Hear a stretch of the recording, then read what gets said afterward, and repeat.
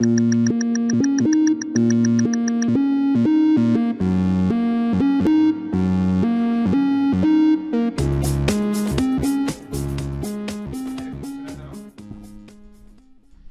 un goccio, un pochino, cosa dici? Sì.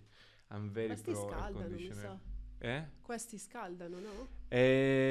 Actually, this one heats up. But Okay. this one I decided to not to turn it on Okay. because it gave the room a feeling of hospital Too white. white. Yeah, I bought it. I read the description wrong, and I thought it was gonna be modular light color like this one. This one goes from 3,000 to 5,000. Can you add a filter, like a yellow filter? But the LED is so white. Okay. The LED is 5,600. No, it's It's totally blue. So either I change that one or I keep this. But I think the light is okay. Yeah. I think the light is okay. One more thing. If you wanna use this one, you can listen to yourself. You can check if you decide whether it's comfortable or not.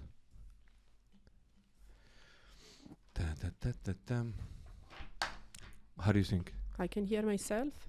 Yes, you can. And you can hear me. So it's good because subconsciously, this I learned from Joe Rogan, it stops people from talking on over each other because you're listening very much what I'm saying in your ears. Yeah. So, And so I don't get distracted by... by anything else. Yeah. Yes. Okay. Valeria Pola, thank you for making it to the podcast. Thank you. Good morning. Good morning. How was the week? Was good. Busy week after Easter break in Tokyo, so it's always hard coming back from holiday, but we And managed from to holiday in survive. Japan especially. Yeah, especially holiday in Japan, yeah. We miss so much traveling and now we try to take advantage as much as we can, so... But yeah, was good. How about you? No, this week is weird because it's preparation for Milan Design Week. Yeah. So on one side, everyone is, thinking about what we're going to do next week. But this year, a lot of Asian clients decided not to go. Okay. I think they come from a point of view of saving costs because the beginning of the year has been tragic. Then in my case, it's not lighting year. And then this year, there has been a lot of exhibitions. So you have, there is the Frankfurt Design and Build for lighting. There is the 3 days of design in Copenhagen in June. So everyone is very distracted. It's not that 100% focus anymore. But fortunately, I'm not going. Unfortunately, I'm not going, but I keep receiving a lot of invites and things. So I have this fear of missing out events, and it's okay. It's always nice to be there. Let me tell you something. If you want to see a piece of Milano Design Week, Lodes, the company I work for, we are going to bring all of the new collections to Bangkok the second week of May. We're gonna do a sales meeting with my top distributors in Asia Pacific for a couple of days, and then the third day we're gonna do an event for designers. It's in Bangkok, of course, but it's only 3 hours away. Excuse, yeah. And Lodes, and this podcast doesn't have anything to do with Lodes, but I think it's relevant to say, is the only decorative lighting main brand that is actually proposing new collections this year. Artemide proposed one, but they launched it in March in Design and Build, and as almost anything Artemide is doing, it's not extremely exciting. And the rest are just saving ammunition, saving ammo for next year. Well, I wish Hong Kong can do something because there are so many brands here and so many shops related to design. So every year is kind of like, we should have done something. Maybe I think it's difficult. Sometimes I talk with supplier and then they are like, we should get organized. Talk, with all the others and try to do like I don't know, like 3 days open showroom or this kind of things, introducing new design, like do some events. So it's It's a bit of a pity or an opportunity, like for whoever cannot travel, or maybe even to do it the week after the design week. Like they went, they present, then they come back to Hong Kong and they're like, oh, we do a second presentation for who missed out. It is a good idea and a good opportunity.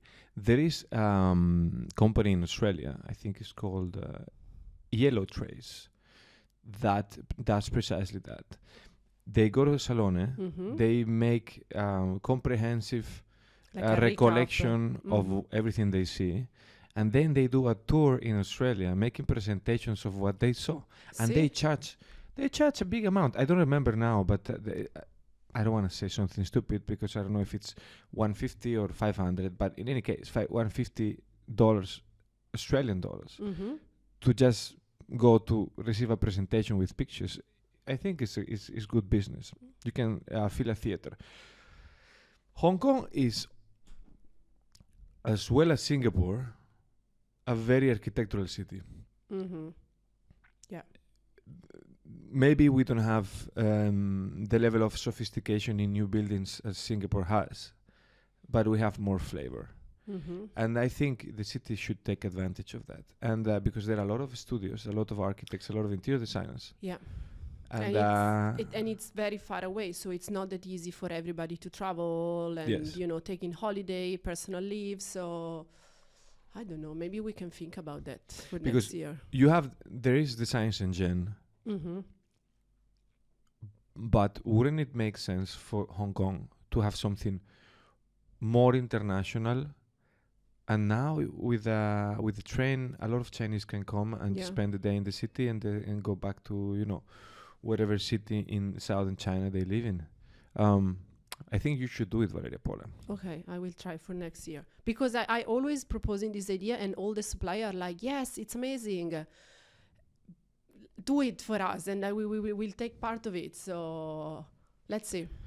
I make a commitment because now I feel better and more confident about the future of this podcast. I make the commitment of helping you, let's say, free of charge. When we will reach 100,000 subscribers, we can use this tool to just take the message out. Okay. And that's a deal. The thing is that Hong Kong is so dense that it's quite easy to spread the word.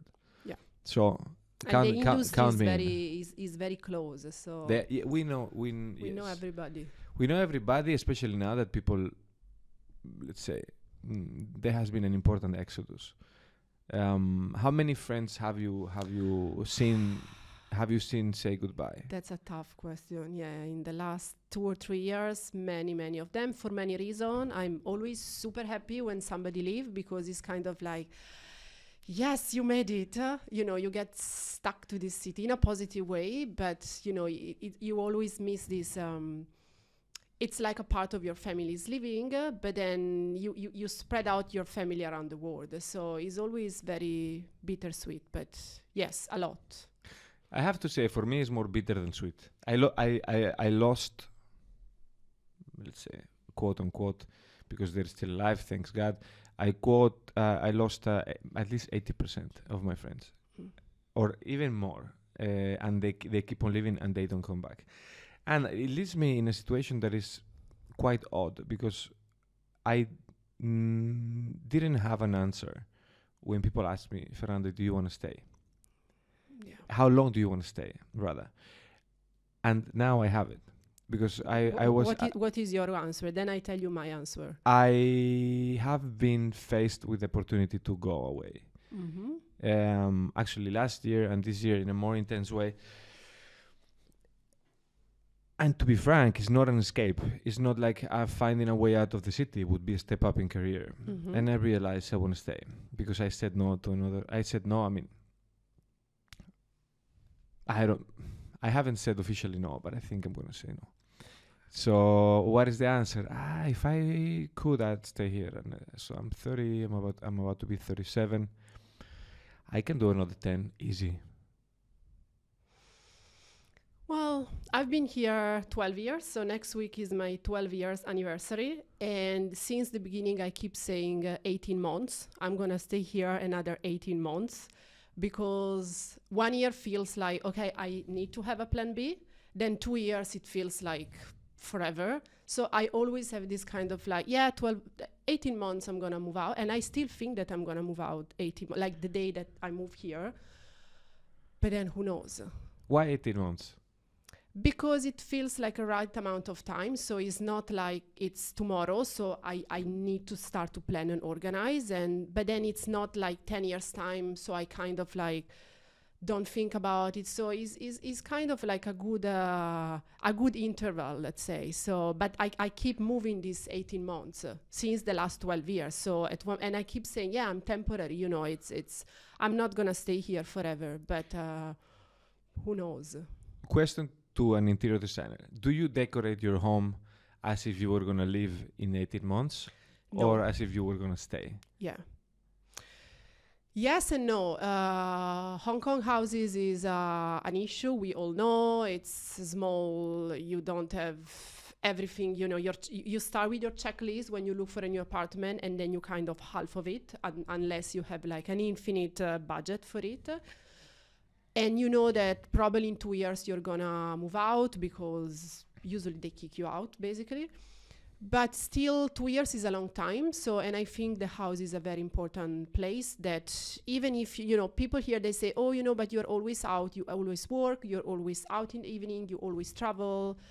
But I do spend time at home with my family. I have a daughter. So, and I think it's nice to make it feel like it's a real home. So I cannot invest that much on the house because, again, if you're moving in 2 years, then what you're going to do on your customized furniture that then they won't fit the new apartment or like, you know, these kind of things. But still, you know, I think it has to make it nice for yourself, like a place where you can relax, you can rest, you have your, you know, your memories, your books, your collection from, you know, your traveling or this kind of thing. So when you open the door and you come back home, you should feel like, okay, it's a home. Even if it's for 18 months, I feel like I'm home. I 100% agree. To be more extreme, when I go to a hotel and I travel a lot for work, I think you know, if I'm gonna stay more than 1 day, I open the suitcase and I put everything in order. Yeah. Because I want to feel like that space belongs to me. And when it comes to my apartment, it's the same. Even though with Katerina and I, we don't decorate it. I'm trying to avoid finishing the decoration of my actual home, of my present home, because I have this superstition. Every time I complete a home, meaning, you know, all the paintings are up on the walls, the furniture is perfect. 1 month later, I have to move out for whatever reason. Okay. So now I have two pieces of 2 walls for which I have paintings, pictures, and everything ready, and I'm trying not to finish it because it's like I really don't want to move. And the one that I'm in now is the longest home I've been in, I believe, since I was probably 18, or even before, even maybe 14, which is 3 years, and I'm gonna spend 2 more years, so it's gonna be 5. Okay, that's super long for Hong Kong. It is super long. It is, but you know, it helps that I got it during COVID, and I'm gonna keep it because the economy is very bad. So I have an okay rent. Yeah, otherwise they would have raised like, I don't know, 30% or something, and then that's when you need to change. Yeah, that's the issue. In any case, we had an amazing conversation yesterday on the phone, short but nice, because I bumped into this phrase on the internet from one of these Instagram gurus that was actually quite inspiring. It said that to make content relevant, it has to be either inspirational or educational. Mm-hmm. And I did it on purpose, but it fits perfectly with you because you have a perfect combination of both, let's say, main topics. On one side, you practice design actively, and you have a lot of projects, and let's say, from what I've seen, they're grown in importance and, let's say, complexity and satisfaction, I hope. Me too. And on the other side, now you're doing more and more educational activities. Mm-hmm. So today we're going to talk about, let's say, two main topics, and probably we're going to go off topic, and we're going to come back to the main line. One of them is on the inspirational side, the methodology of how you work, the intrinsic difficulties, satisfaction, discoveries that you have when you do your practice. And on the other side, that teaching part, that especially nowadays with all of the misconceptions that people have from the internet and, you know, from easy to access sources, the general public has. And to spice and to illustrate the points, we have a few projects that you brought that let's say we talked about from your portfolio, despite the fact that many of your, let's say, best projects we cannot show today. And let's start there. Why do we have this, let's say, new arrived fashion of the NDA for everything? Well, many clients ask me nowadays to sign all of these NDA form before meetings, before submitting things, even if I need to meet them for just a coffee. And I haven't signed the contract yet, so I'm not involved really in the project yet. They really feel more confident in signing this NDA contract in which basically everything we talk about in a minute then is like highly confidential, and I'm not supposed to talk with anybody about that. Most of the time it's for residential properties, so, and the client or the potential client is going to live there with the family, so they have an issue about privacy. And most of the time, because these are like big and luxury residential, so I think they are very concerned about privacy, security, and these kind of things. And nowadays it's very easy that you just go visit a site, you take a few pictures, you post it on, one of the social media, and, they are all about privacy. So on one side, I can understand it, but then on the other side, I think it's like a trend, it's kind of like, oh, my project, it's so luxury, it's so special, then you cannot mention, you cannot put it on your portfolio. Even if you talk with suppliers, then even to the suppliers, please don't tell the address. And I'm like, yeah, but they need to, come and take the mention and delivery at one point. Yeah. We will let them know like the last moment. Like it's like this super secret thing. So somehow it's fun because this gives me the opportunity to see a lot of like very interesting properties. We were talking about our apartments, and then you go see this apartment and you're kind of like, wow, a lot of space. So, but then again, on the other side, I think it's just like a trend, So it's a new word, and I actually hate to use this word trend. It's very related to with design, magazine, and then we're talking about the design week. So, many clients, and again, this is a new thing. Many clients, they ask me to select things for special brands, and they ask me, I only want to have it from the last collection. Like if it's from 2 years ago, it's old. Really? I didn't. I mean, that's great for manufacturers, but it's great for manufacturer. But then, I mean, we were talking about, like my career on like I have my practice, my design practice, and then I teach design at the Hong Kong Design Institute. So I try to balance my career between these two parts of myself, and I try to bring a little bit of my practical practice with my students in order to let them really understand how it's real life in design out there. And then I also try to use some part of the educational also to my clients. So, for example, I think it's very important when we talk with them regarding some brands or some.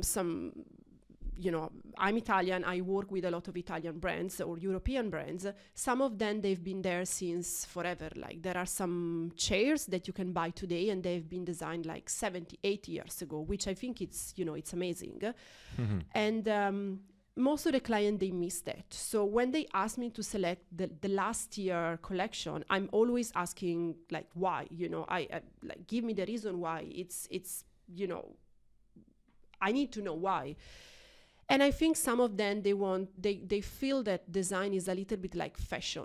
They buy something and then they keep it for 1 year or two, and then they just change it because it's not on trend anymore. So somehow on one part is the brands that they need to every year bring out a new collection for the market and everything. But then on one other hand, I think clients and most of the clients that they hire interior designer is because maybe they don't have time to follow their project, maybe they don't have the abilities to follow their project. So I feel very responsible in when I design this project, because I'm their advisor. So I'm supposed to be the one that knows and then suggest them what to do. So I always try to give them a little bit of history, of background on or explanation. Sometimes I don't tell them, but I treat them like my students. So I really like to give reason. Like for me, design, what I always tell to my students is that design has infinite rules. You need to know about ergonomy and physics and materials and colors and psychology and everything. So you need to master all the rules. But then the beauty of the design is that you can pick the rules that you want, and you can also break all of these rules. But you need to have a reason why. You can pick a completely wrong piece of furniture for your collection, but you have to do it on purpose. For example, back in the days, Munari was designing this, a very famous Italian designer. He was designing this chair for short meeting. Okay. So the chair was like basically the seat of the chair, instead of being horizontal, was tilted in the front. So it was... It's inviting you to get up. It was inviting you to get up. So from the ergonomic point of view, it's completely wrong because it's a very uncomfortable chair. But he was doing on purpose. So he was breaking the rules with a purpose. Yes. So this is what I always try to teach to my students and also to my client. Like, okay, we are talking about, an office design, a restaurant design, a house design. So you give me your brief, your needs. So we go through, the layout, the furniture selection. But I don't like to be, seen as, the designer is the artist that, wake up in the morning and has an inspiration and, I pick this furniture, I pick this color. Like I try to give them a reason why. So I always try to share my method in order for them to understand why I'm doing this. And for me, it's easier because I can justify my choices. I cannot say because I like it, because then they're gonna be like, yeah, but I don't like it. So I need to give them a lot of reason why I picked that chair or that carpet or that lighting, whatever, so they can understand my method and they can understand my selection. Then they can always come back, say, look, I understand, but I still don't like it. That, at the end of the day, emotions play a bigger role than reason, but there has to be a reason. But there has to be a you need to be conscious if you're going to allow the emotions to override the rational part. Yeah, because I cannot do that. So when I pick something, I need to be in my client's mind, and then I need to pick them for themselves. So, and sometimes I pick even things that I don't like, but I know that they work in that selection, and then the client will like it. So I need to make sure that my taste it gets a bit behind the scene. Mm-hmm. But then again, at the same time, some clients for more like a corporate project, like office, F&B, these kind of things, I think they are more open to listen to you because it's more business-wise, let's say. But then for private residential, at the end of the day, it's their taste. And, sometimes you have clients with bad taste. And you cannot tell them that they have bad taste. They probably don't know. But then what do? Do I do a bad selection because they have bad taste? Or I try to invite them to understand that maybe this piece doesn't work, maybe this material that... So again, if I give them my reason, then for them in their mind, it's easier to understand why they are working with me. So you said something very interesting. So let's say, especially... we have some hotels that we can take a look at later, but I think it's the most difficult part when understanding the reason behind a selection is actually understanding the way a client lives. Mm-hmm. Because that's the main point. I share it with you. 100% I share the philosophy of if you choose something, you need to be able to explain, at least to yourself, why you did that. That's how I choose the furniture for my home. That's how I choose what painting goes where. At least I need to create, let's say, a small paragraph in my head of, explaining to having a wife is very, let's say, actually makes you do that exercise all the time because you need to have an explanation. Okay. Or having a boss or having someone. But when you're trying to apply a solution to a client, you need to understand the way clients are. Let's say, what is your method to understand who you have in front of you? Well, it really depends again if it's like a corporate project or if it's like a private project. Corporate project, I'm referring to hotels, restaurant, office, where basically you don't have one single client. It's a group of people that they're gonna work in that place. So everybody has different needs. Everybody has requests. So my point is that I need to listen to all of their requests. Some of them, they have like bullet points. Some of them they can talk for like hours. And then you really need to understand what is really their need. So sometimes they know what they want, but sometimes they think they know what they want. And then if you give them what they want, that they won't like it, and you know it already.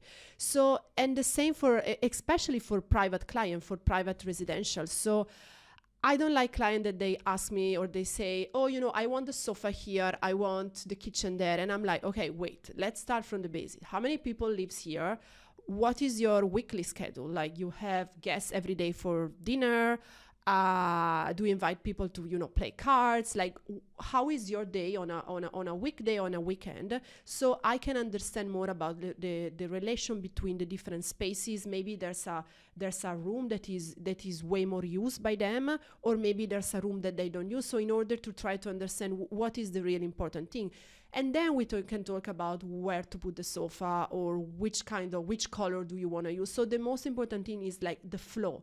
And then it doesn't matter if you're talking about a house, an office, a restaurant, or a hotel, for example. You always have a different group of people that they move throughout the space, and different time of the day they occupy different spaces and they have different needs. So the same space give you need it in a different way if it's morning time, lunchtime, dinner time, or afternoon time. So I try to fill up all of this kind of flow chart. So it's just bubble of like it's action, like eating, reading, collection of books. So it's all verbs basically. And then I try to understand what is heavier, so that needs more space, and what is lighter, so needs less space. And then you try to work with the layout that you have. And again, it doesn't matter if it's like a small bar or like a 500 people banquet hall for, like weddings or this kind of thing. Is exactly the same things. So we go back to the idea of the method. And I think maybe my formative years. So I actually study product design. So I started as a furniture designer, and I studied at Politecnico in Milan, which is quite I don't want to say rigid and engineer school, but the stamp is quite it's still creative, but you do a lot of engineer course. So they want to teach you this method.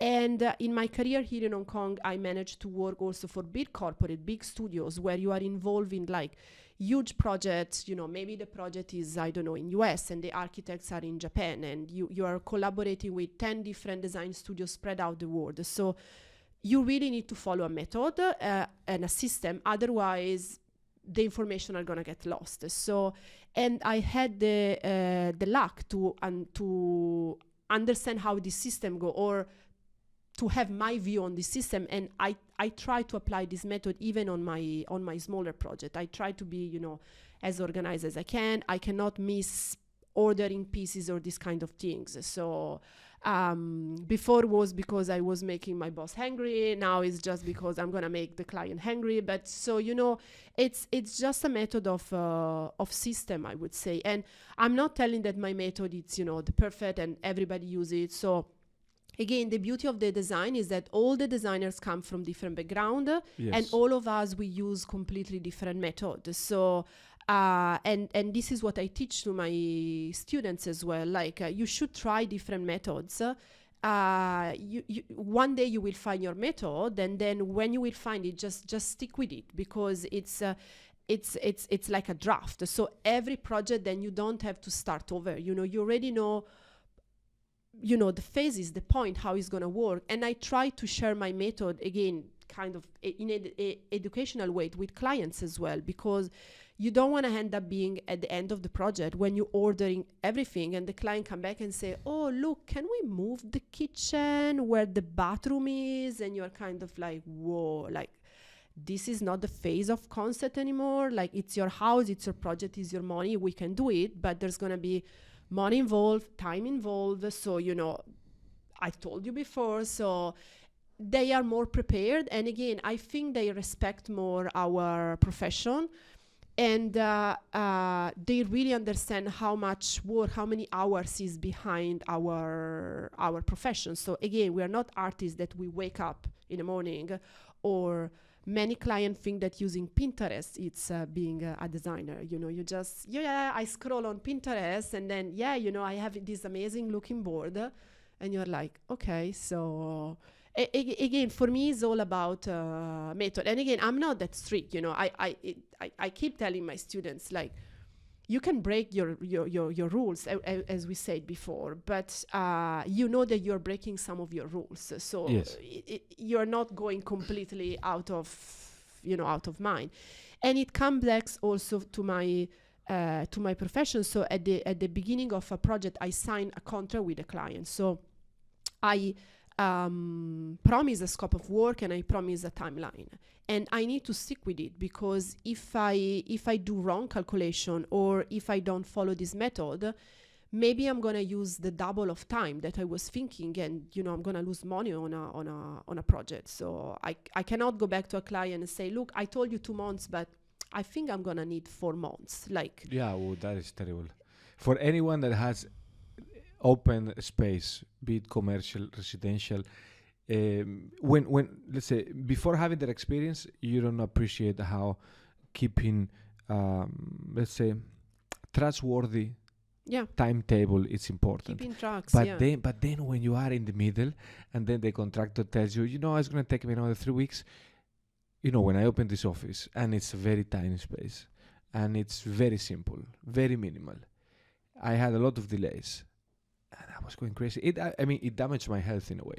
So I appreciate the organization, and I think it adds value in a way that, as you mentioned, you save. First of all, you make people, I think, more confident in their choices when you give them a reason.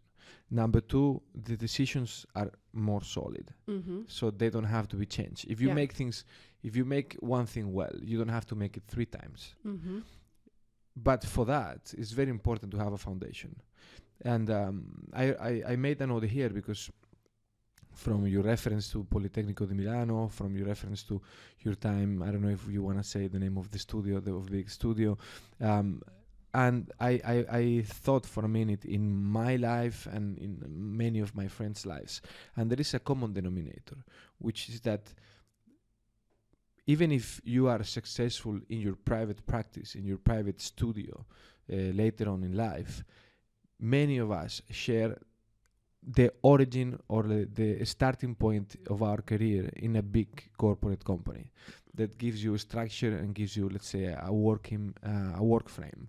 Yeah. Do you agree with what I say? Is it possible realistically to be efficient without having to force your method into, let's say, approved, let's say, big, huge business organization? Well, Because nowadays, and you said something yesterday very important, I think very clickbaity, so I want to mention okay. it, that Netflix has done a lot of damage for the design industry, as well as many other industries. Yeah. Many people think that they can do anything nowadays because they saw it in a show. Everyone thinks that they can be interior designers, entrepreneurs in general. You have this, and this makes me smile a lot, because you see 12-year-olds on internet saying I have 3 businesses, and I say no, you have 3 Instagram accounts. Yeah. It's a different story. Well, it's good to give power and freedom to people. Like, nowadays you grow up and they say that, you can be whatever you want, you can do whatever you want, which I think it's a good positive message. At the same time, I think sometimes, we're talking about these platforms, sometimes they make it look so easy. Like, I cannot follow, interior designer or furniture designer show on Netflix or, those other platforms. They make me so angry because it's not real. They have 3 days to renovate like a house, and then the designer come in and say like, oh yeah, I see yellow wallpaper here, the sofa there, and you're kind of like, no, you really need to digest things. And also, again, in 3 days, I mean, here in Hong Kong, I just ordered a bunch of furniture from Europe, and it's gonna take 6 months to get here. So it's delivery, and then booking people, contractor workers. You cannot just pick up the phone and say, oh look, can you come here like today? So they give you this I mean, it's good because they show you how it's made, but then most of the time, I mean, it's television. We know that television is not real. Yes. But then I have many clients say, oh, I looked at TV show, they did it, and I'm kind of like, yeah, it's if you look at behind the scene, they probably have like a 6 months program before, talking with clients, ordering things. So 30 producers. I tell you, because I sponsored these shows back in time. You have people, like, you have companies giving material for free. So their inspiration is like, it's a choice of three different colors, of one company. Yeah. It's, I mean, again, it's television, so it's. But it works. The magic thing that is works. I did this for 3 years in a row in New Zealand when I was working for a tile company. So secret unveiled. For those of you having this opportunity, just take it, because it works. The tile that got selected in each of the years spiked in sales the month after. It was like, when you are on the internet and you suddenly see a peak in subscribers, and you know how it happened, but it makes you happy. It's advertisement. So, but then, I mean, at the end of the day, you have to sell. At the end of the day, you need to work on projects. Again, I try always to create connection with clients, and then, sometimes I'm lucky because I get clients that even if they come from a different industry, they are very respectful, and they understand what I do, and they trust me, and it's a very mutual relationship. Sometimes you have clients that they don't care, it's more like, oh, I've seen it on the magazine, I've seen it on the TV show, or, or client that they ask you brands or this kind of thing. So, but then at the end of the day, it's my company, so I can decide, okay, I turned out this project because it's I can't, or you just like, put your best smile, and then you're gonna think about, oh, I'm not gonna put this project in my portfolio, even if I didn't sign an NDA. Like, at the end of the day, it still works. So, and you never know. Sometimes clients they evolve, and I always try to create some reaction from them, or like. So and that's why also my job has a lot of like psychological part. You really need to understand who you're talking with, what do they want, what do they really want for this project, what do they want for their life. And sometimes you really need to make like very intimate questions. You're talking about family, you're talking about relationship with all the relatives. So the more they open, the more they share, the more it's easier for me to understand what they need, and the best result I can give them back. So yeah, these TV shows, it's whenever they are like, oh, but I've seen it, I'm always kind of like, what? Okay, let's talk about that. But coming back to your question, like the organization on big companies, if you can get this method not working on this company. So to my students, I always give the suggestion, like when you finish university, try to work in a big company, try to work in a small company. So at least it's completely different animals. So at least you can understand what you like more. The important thing is that, you like your job. I mean, you're gonna do it every day of your life for the rest. I mean, not for the rest of your life, but for many years to come. So just make sure that it's something that you wake up in the morning and you're like, oh, I love my job, I like my job. If it doesn't work, then change company, change career. So I've been lucky because I've been working, I can mention that, no problem. I've been working with Benoit and HBA here in Hong Kong. British company, American company, different rules, different structure and everything. So I was also be able to see two completely different methods. But I think it doesn't matter which is the big company, the medium big company you are working on. The important thing is that you understand that you are just like a brick in the wall. You're just doing that kind of task. Try to understand what happened before you. Try what happened after you, because in big companies most of the time you're just relegated to one small task. Many people are like, I'm fine, I don't care what's happening before, I don't care what's happening later, I just do my job, I come to to work, I do 8 hours, if I'm lucky 8 hours, maybe more on this, and then I'm fine. Then working for smaller companies, then you have opportunity to know more, because it's less designer, it's less people involved.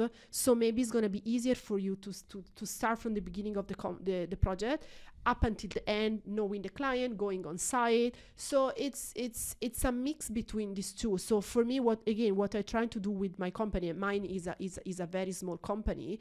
I try to take the best, or what I think is the best, from both options, and just reuse it with my company. So my suggestion would be, just try and see the one that fits you best. Yes, it's very interesting what you said, because actually the sweet spot is the combination. In my case, when I work for a big company, I learn the method. Then I work for a, let's say, medium company, and I am able to be creative. And I know, because I have a lot of autonomy, and I know that if now I move to a bigger company, eventually, I'm not saying anything, but if I happen to be to a bigger company, I'm going to bring the method, so I'm able to fit in. But I developed the freedom to unleash my creativity, hopefully. And then you get older and you give less of a crap of what people say. So it's a good combination. In your case, however, to make the jump from big to small, and even more, to make the jump from going to working for a big firm and opening your own studio, it's a big leap. And there is a lot of motivations to do it, but there is also a lot of difficulties in doing so. So what pushed you to overcome those difficulties? Well, I have to say that I love working in Hong Kong, because I always say that the work here is very democratic. So everybody gives you an opportunity, everybody is open to talk with you, and I mean, you also need to be the right person at the right time, but the work is very dynamic here.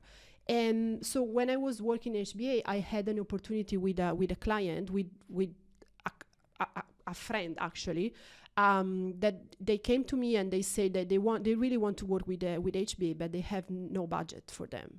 It's very small project, and I was like, maybe I can do that.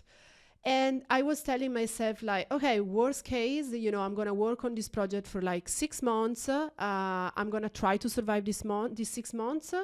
Then if it's not working, or if I don't have other project, then, I can go back in HBA or another design studios, or, it's very dynamic, the work here. So I was like, okay, let's try. So, maybe I can show you. So this is the first project that you're referring to. So this was the first project. So it's a small boutique hotel in Naha, in Okinawa, and it's in the American village. So there's a lot of American tourists there. Okay. And they wanted to make this Hawaiian style.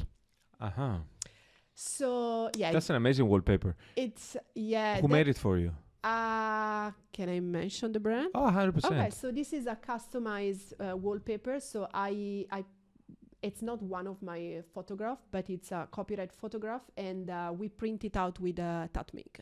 That mean, especially if it's that mean, we can mention Yeah, because we love because Tatming. who do you deal with? Derek or Rico? Yeah. With no, they're lovely people. Yeah, Derek and Rico, shout out to you. I haven't seen Derek for the longest time.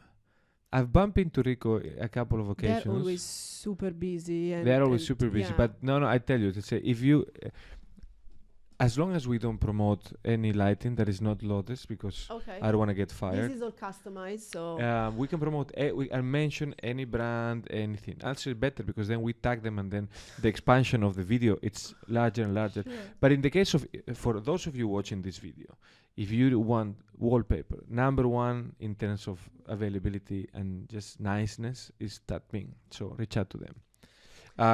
Sorry about this No problem. So no, it's insult. So I took care of the design of the whole hotel. So in terms of interior, so layouts, we customize everything, all the millworks, all the furniture. I even pick art and accessorize. I was kind of like, this is my creature. So, and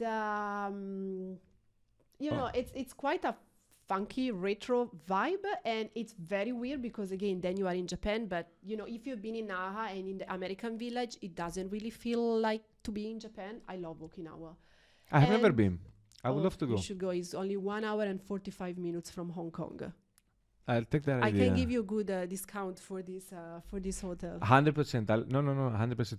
You know, I'm actually probably gonna go this summer. I'm gonna do a weird summer, but I'm gonna go to Hokkaido in August Okay. to do like because I discovered there was Club Med in Hokkaido, so you'll say family-wise. I have a lot of friends pushing for. I'm not one of those club med, Me but neither. recently I think they are almost. My husband is kind of pushing for it, and they, you know, like they have baby clubs. Like, you know, it's.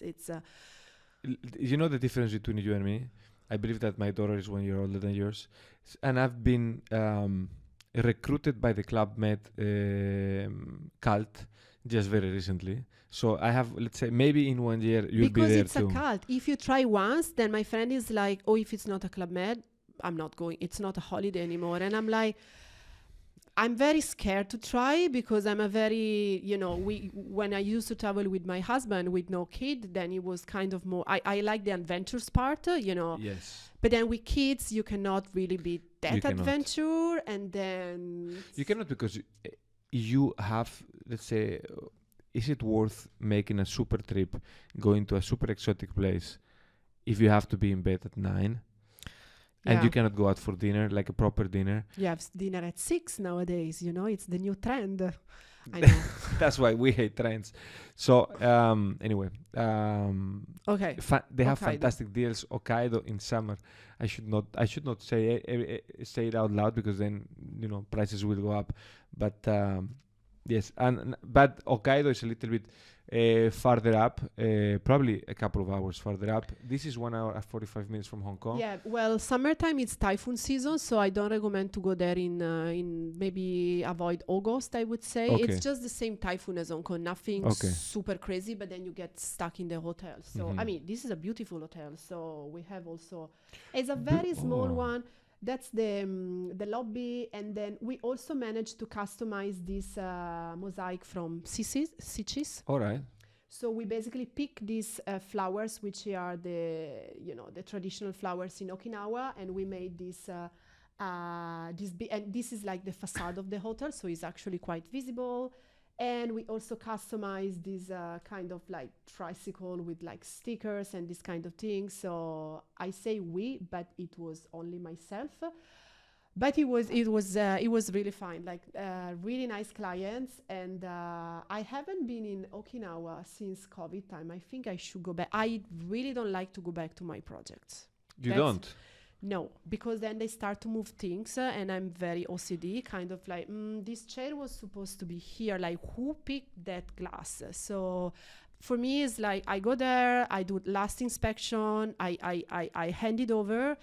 But then I get, you spend months or maybe years on projects, so they are your own creator. And you then want to keep that them when you give them to clients, I mean, sometimes I like because it gets like I leave it as a render, so it's like perfect. And then Yes. maybe, they use and every day they realize, oh wow, maybe we should change the layout because, they start to test it with clients and they understand that, they should move out things, which I respect. But I really don't. It's like somebody comes to your place and then say, oh, can we move the table there? Or like, why are you keeping the bed here? And then they just move around your furniture. So Look, I'm very territorial. yeah. This week, someone took away one adapter from my office, and unplugged one of my HDMI connectors and left it unconnected. And this morning I found out, and I was so pissed. And those things have zero importance in my life. But I understand. I believe that the only framework is what you say. Either you don't come back, or you think that the project passed away. Yeah, It doesn't exist anymore. Yeah. It existed. It doesn't exist anymore. And that's what I do when I go back home. For the longest years, I mean, we've been living outside of our home countries for a while. I've been living outside for 12 years in a row. This stint before I was also away, but this stint also 12 years. And at the beginning, when you go back, things are kind of the same, and then you start having a little bit of delusions for places that change, bars that close, friendships that vanish slowly. So at the beginning I suffered, and then you try to detach. I detach. Now I go back as if it was a different place. I know that my memories will never come back, so let's leave them in the past. And I go back to my home country and to my hometown and to the little town of 10,000 people where my father was born, thinking this is going to be a new summer. And then when I find common memories, it's just comforting, but I don't expect them. So I understand where you come from. You respect, though, that from Japanese clients, they would be quite strict and quite respectful to wherever they receive the heritage. On the good side and the bad side. I've been working on several projects in Japan, but never for Japanese clients. Which is So this was a peculiar story because this is an Indian family. Okay. And the father, he moved there in the 60s because of the army. So he was selling garments to army. Mm-hmm. And then, he was lucky, and then they start to buy plots, whatever. And then all like the sons of these men, so basically my real clients, they have been born there. So they are Indians. They speak amazing Japanese. So I was not working for Japanese. I've been working with Japanese, which is not easy. Okinawa is Okinawa was not Japan, and then Okinawa nowadays is Japan, but it doesn't really feel Japan. Everybody is very laid back. They love the sun, they love the beach, they love the beer. So there is a very Hawaiian kind of culture, let's say. They really like to enjoy life. But in Japan, with building construction, they are like super strict because of earthquake, and then for typhoon and tsunami, and you don't have so many options in terms of even materials. You have to buy everything that it's from Japan, and most of the time they give you standard choice, like, okay, you can have white or black, like, wall covering. Can we have more choices? So then I was lucky enough to manage to convince them to import something from Hong Kong. But they are very, very, very rigid. And Japanese working society is a very male society. So my clients, it was fine. But then the first time that I arrived on site, there was all the contractor, all the worker, none of them was speaking Japanese. So they were not expecting a girl there. So they were kind of like looking for my boss. But then, somebody explained that, I was the boss, so they were supposed to discuss with me. And at the beginning, there was kind of like, okay, how is this going to work? But then one day, we the ice was broken, because again, this group of guys, they never smiled. They were always super, like, I think that I thought they were hating me. Oh my God, this is going to be a super tough and you need to love your the contractor need to love you back, because otherwise it's a fight. You're going to fight every day.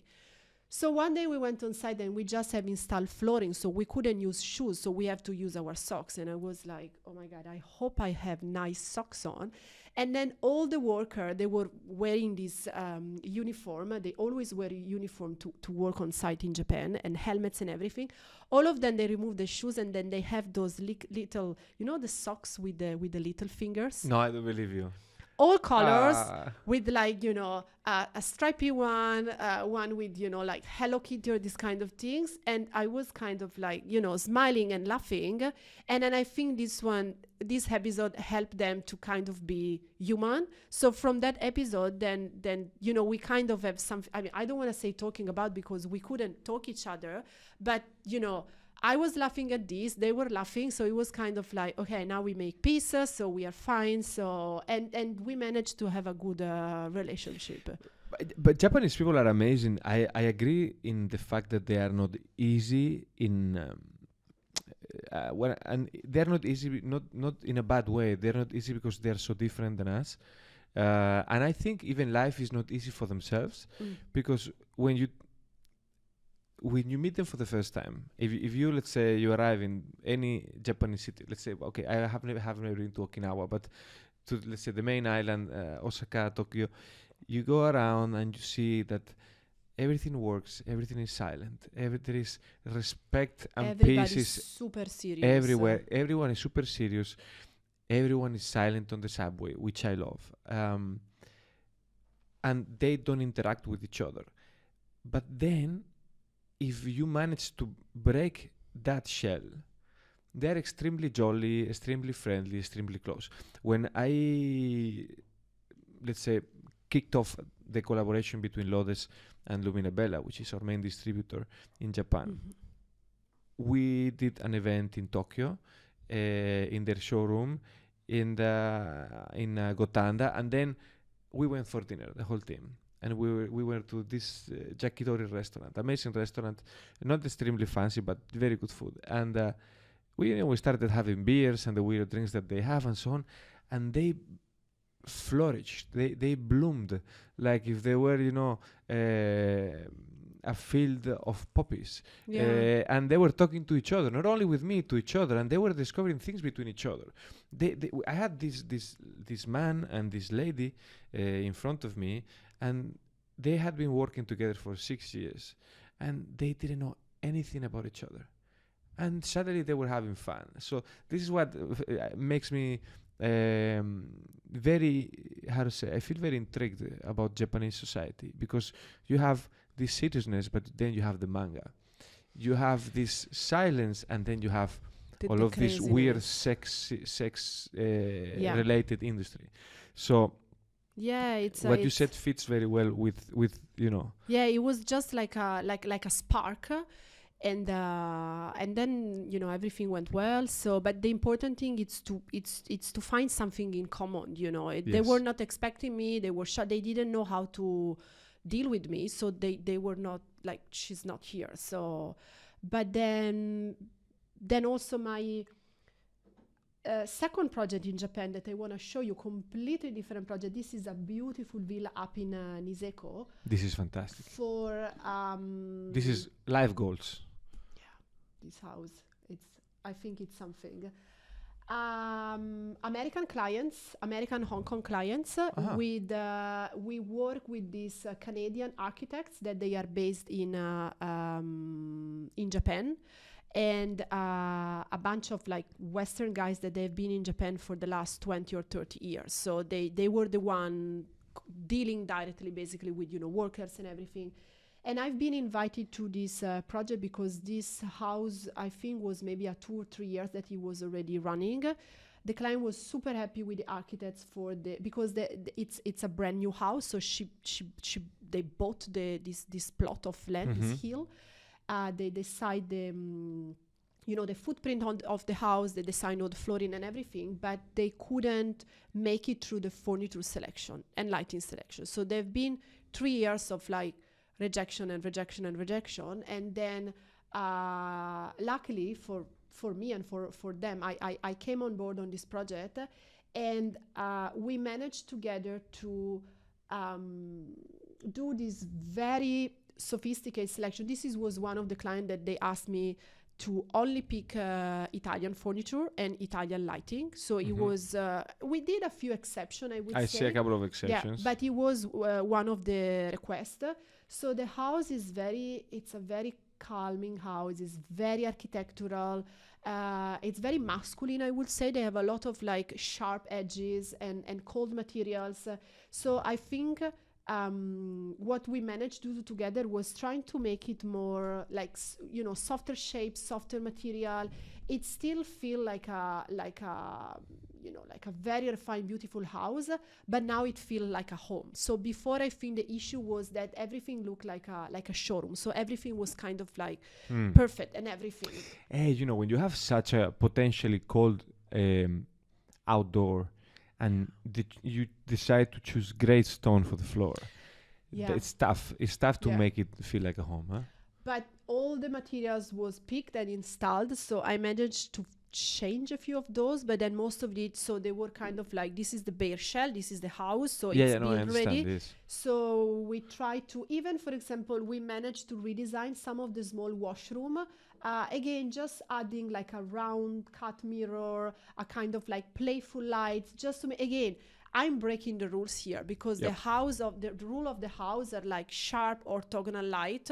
So I went again on the opposite. I'm trying to break the rules in order to give them something different. But let's say, I have to say, you were, I think it was a brilliant choice to have that, let's say, hyperbolic curve cut mirror glass, because it's still mathematical. Yeah, I mean, it's just a small details, but I think it makes so much different. And in this case, the client, they will keep telling me like, we have been through all of this selection, and I know that they don't work, but I don't know why. Yes. Like I don't like it. It's not a color, it's not a shape, it's not a brand. At the end of the day, I pick basically from the same brand that the architect they were picking. So, but she couldn't. I think she couldn't understand what was. So I try to, as we were saying before, try to understand what do you want out from this house. Like, okay, sure. like what is your family? How you're gonna using? You're gonna have guests. How you move around the house or this kind of things. So this was like the open kitchen. So you can see that it's all very, very clean, very, very formal. So in some area we kept this rigidity because it's in the public areas basically. And also coming from HBA, where I did many years on working on hospitality. So this is another method that I use also when I tackle a residential project, especially residential project on a certain size, where they have the private dining room and the formal dining room, where they have the guest floor or this kind of thing. So I treat them as a hotel. Hotel has private areas like the guest room, and then public areas like the restaurant, the gym, the swimming pool. And you need to, first of all, the outlook, the materials that you pick, and also the flow. Like you don't want to mix up, whoever is coming out from, the dining room and maybe some guests that stay in. So you really need to work on layers on this kind of thing. So, because again, at the end of the day, interior design is not about, it's about aesthetic, but it's not just about aesthetic. It's about, the layout of the house, how you move through the house. Yes. So, and 100%. The design, actually, I have been doing a micro training regarding one of the lamps that Lotus did with Ronara last year, especially when especially in that case, because Ronara tends to be a lot out of the box, and he took one part of a lamp that normally is hidden and made it into the aesthetic part. And I was trying to put together a few paragraphs and to tell them that these sparks questions of, let's say, what can design be or what is design. And so I, started looking in Wikipedia official definitions of design. And design, it has to do with how things work and function. Function and form. Exactly. So you need to have both of them. It's very important what you say. And I think that's the key difference between an interior designer and an interior decorator. The decorator just places things, the designer designs. Yeah, it's always this fight between forms and functions. So the function, you need it because it's the sense. Every object has a function, like a chair because you need to sit on it, a table because you have to work on it. But then, of course, you need to give a shape. So then the aesthetic gets so much important. In some, and again, it is always a balance. Sometimes, for example, it's for an entrance foyer. So you need like a couple of nice armchairs, a nice coffee table, a lighting. Nobody is gonna spend time there. It's just like a show off. You get through the door, is like your business card. So in that case, maybe you don't care if the furniture is a little bit uncomfortable because nobody's never gonna sit on it. So you push more the aesthetic. Maybe you go for some more like Ron Arad shape, something more sculptural. Then if it's your working chair, for example, something that you have to work on it many hours every day, maybe you want to be more aware of something that it's really comfortable. Then of course it has to look nice, but it's like a pair of shoes. It's a running shoes or is a heel shoe.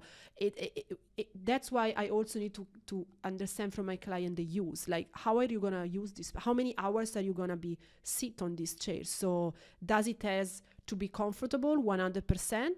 Or maybe it's like a studio that you use once per week for like a 30-minute Zoom call. So maybe instead of choosing those kind of ugly, ergonomic, huge chairs, then you go for like a minimal one, a nicer one, which it's still comfortable. It's not the Munari short meeting chair, but still it's, it give you joy because it's a piece that you like it. Yes. No, it's very interesting. And I guess this understanding function, this skill that you have is even more important when you get to commercial projects, not that are not hospitality, but are office projects, because in there it's, I would say, even more important than the form is the function, because you need to fit a lot of people in one place, and how you design affects directly the performance of the business that is in it, correct? Yeah. In both for offices and F&B restaurant, I would say it's a machine, So a restaurant, you need to make sure that a dish of rice it gets out of the kitchen in the most effective way and arrive on your table. So that's the function of a restaurant. And then office is the same. You need to make sure that somebody is able to perform at their desk, at meetings, in the best environment. So there's a lot about functionality, where people sit, what they face, how they work. If we're talking about the restaurant, where it's, where is the kitchen located? Where is the front of the house kitchen? Where is the back of the house kitchen? How the flow of the waiters were. If you made a very beautiful restaurant, but then you have a lot of steps and it's very complicated, you're going to eat something that is cold because the waiter is going to take so long to get you to your table that the food is going to get cold. And the same in offices. I mean, you need, and I think, I believe this one happens especially after COVID.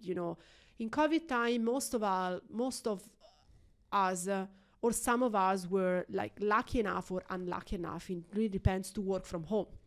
So we got a bit spoiled, I think. At home, you buy your chair, you fit your desk, you have your space. So, coming back to the office, people are kind of like, oh, I need to spend 8 hours if I'm lucky with like a bunch of people that maybe I don't like, and I hate the chair, I hate the desk, I hate my boss, I hate everything. So you need to make them, to make them happy. You need to make an environment where they see themselves. Recently I start to work for this new office project, and the client was telling me that their main issue is that for their old office is that they have a lot of potential hiring that they come from interviews, and then they turn down the job because they say that they don't like the office. They don't like the aesthetic of the office. Yeah. It's a messy office. It's not corporate enough. So they got these comments a few times, and they're kind of like, it's a standard office, nothing customized. I mean, it's okay, but it's not, like the Facebook office or the LinkedIn office where they have, all of this kind of like, the free time space, the whatever space, and it's an issue for them. So they signed the lease for this new office, and they were like, look, okay, it has to be an office, so we need to have, meeting room, desk, pantry, and these kind of things. But can we make sure that it looks corporate enough? I mean, they are a corporate, that it looks corporate enough, so we make sure that, the people that we hire or the people that they work here, they see themselves in this brand more. And at the beginning, I thought it was a very superficial things. Like, you turn down a job because you don't like the interior, like, and the brand itself doesn't have to do it with interior or design. How picky are you? But then I realized that, if environment, it gets a lot with your mood.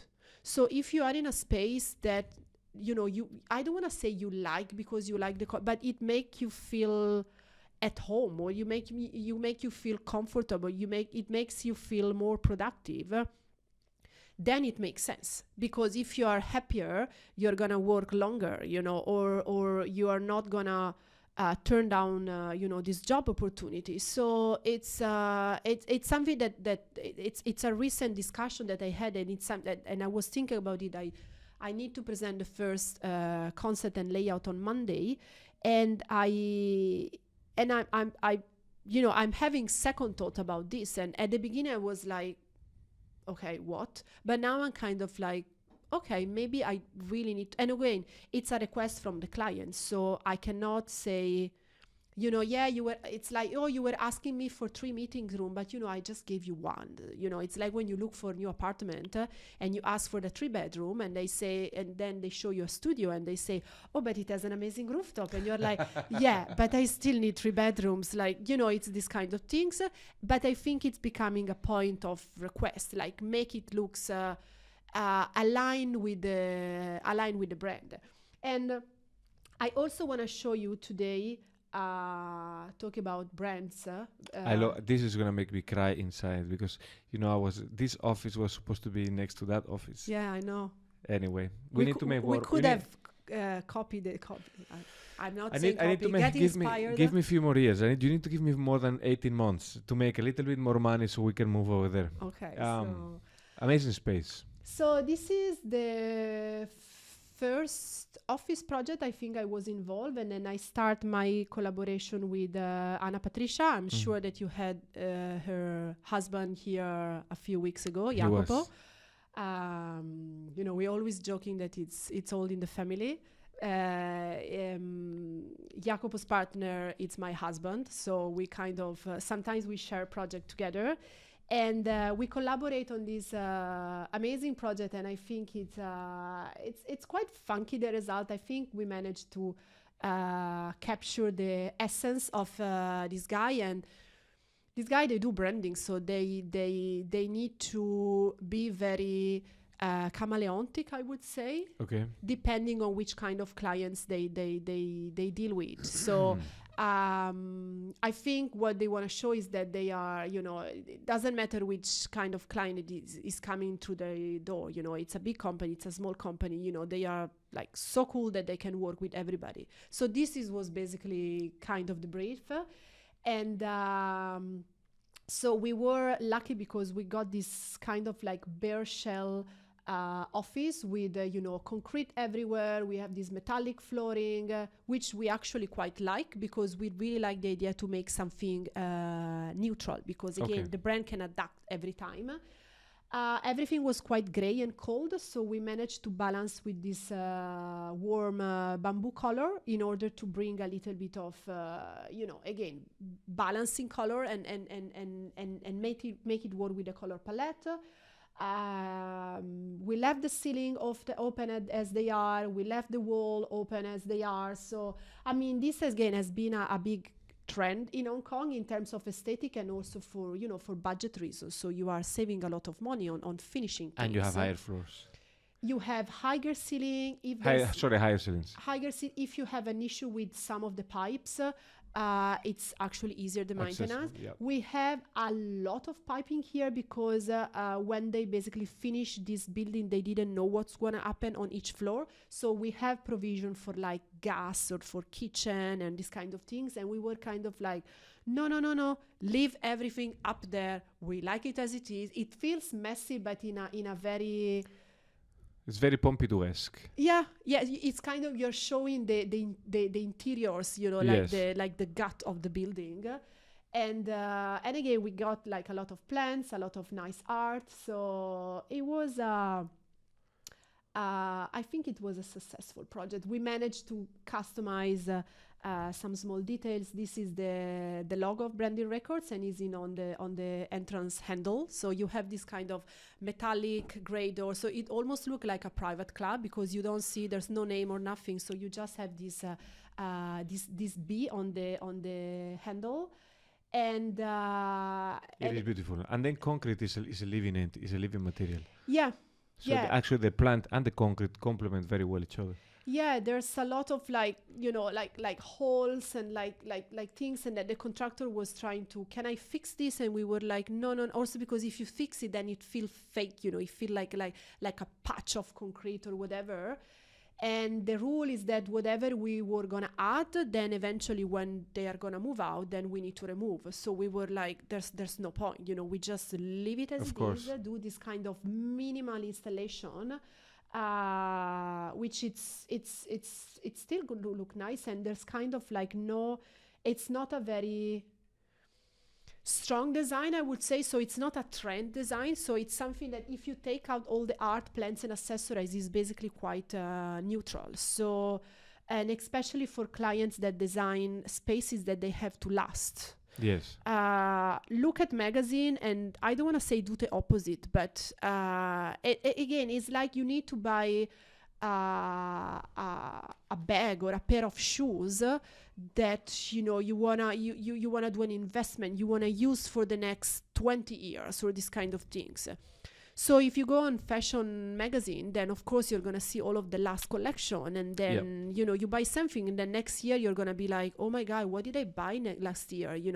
Every year the Pantone color, they say the Pantone color of the year. So I always tell my student, look at the Pantone color and not use it. Yeah. Because, it's so related to that year. And then 2 years after,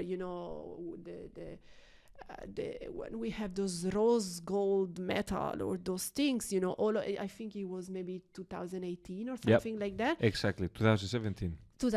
So in 2018, then we had a lot of production, like ironmongery production, handle, sanitary ware.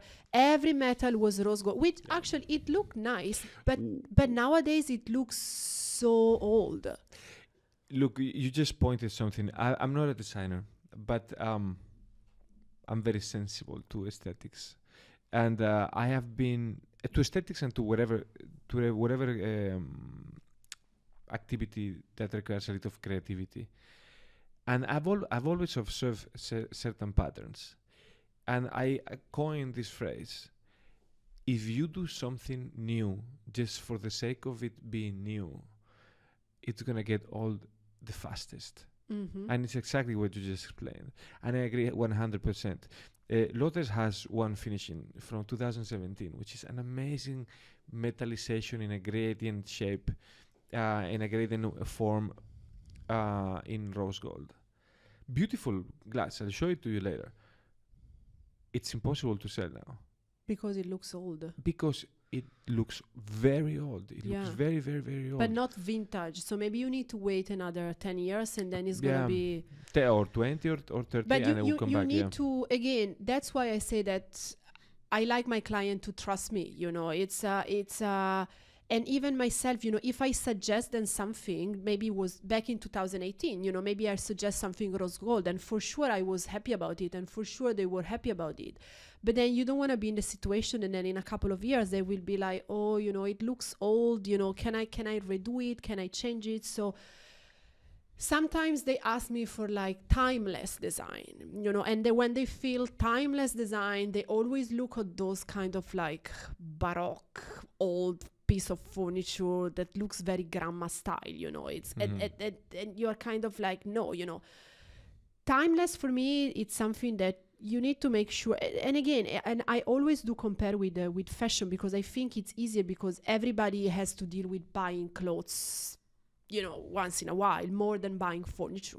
So if you're really looking to do an investment, like, okay, I really want to spend a money on a sofa or an armchair or a dining chair, something that it will last, I don't want to say forever, but it will last a long time. So I'm always suggesting them, okay, you can do your research, you can look at website, you can look at catalogs, but don't look at only the last year, like go back in product, and especially pieces that they have been out in production for like 10, 20, 30, 40, 50 years.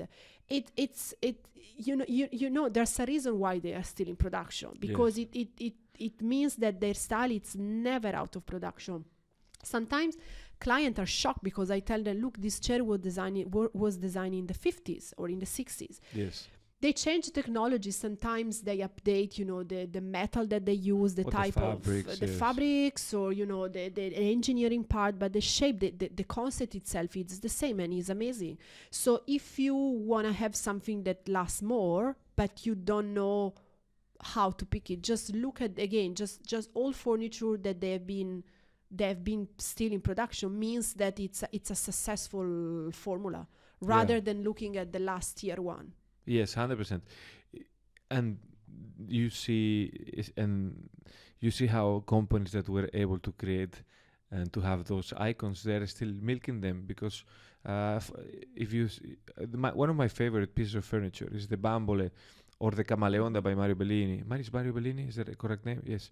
I don't want to say something. I don't want to try to be knowledgeable and say something stupid. The sofa, you mean? Yeah.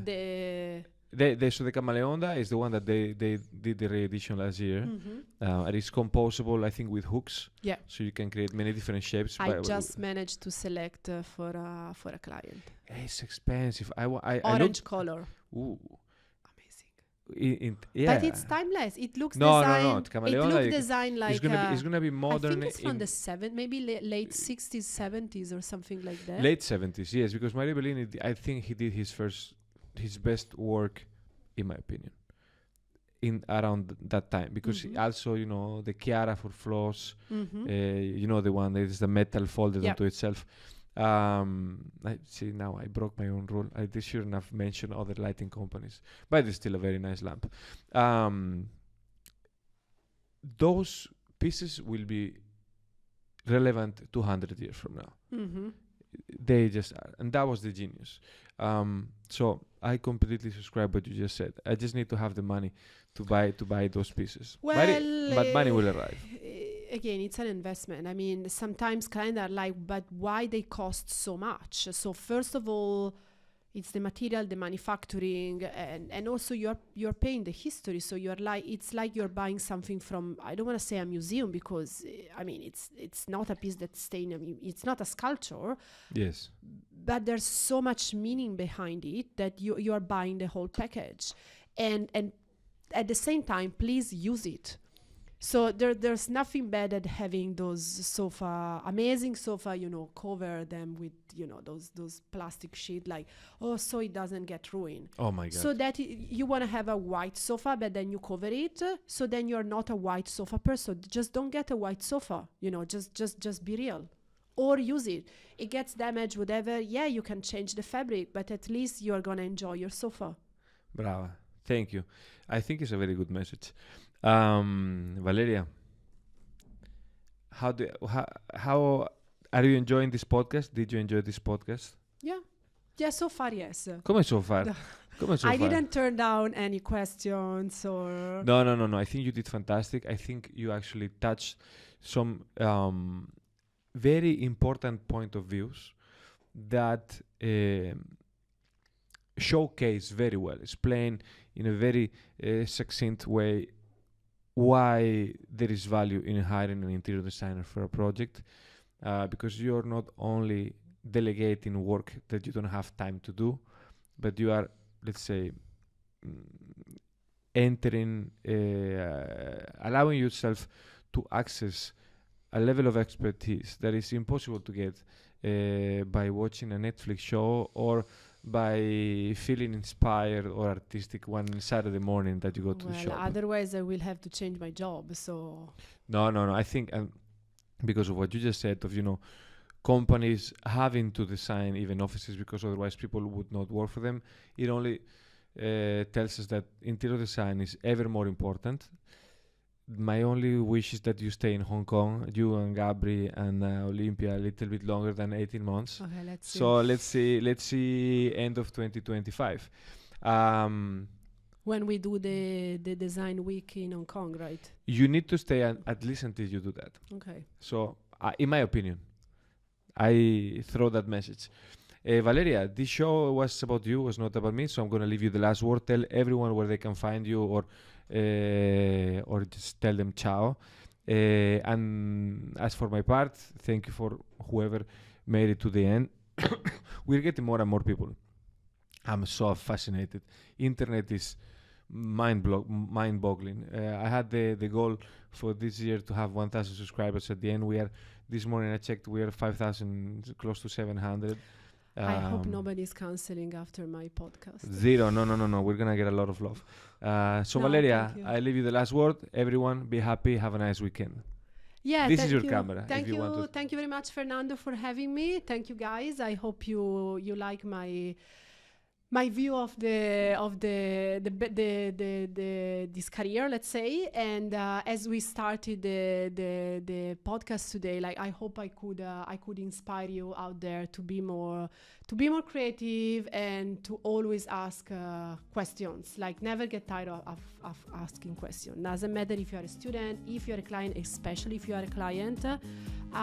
It's very important to understand the reason why is behind, and I don't know. I think it will give you more, more joy in a project or in life. Bravo, that's an amazing message. Thank you, Valeria. Thank you, everyone.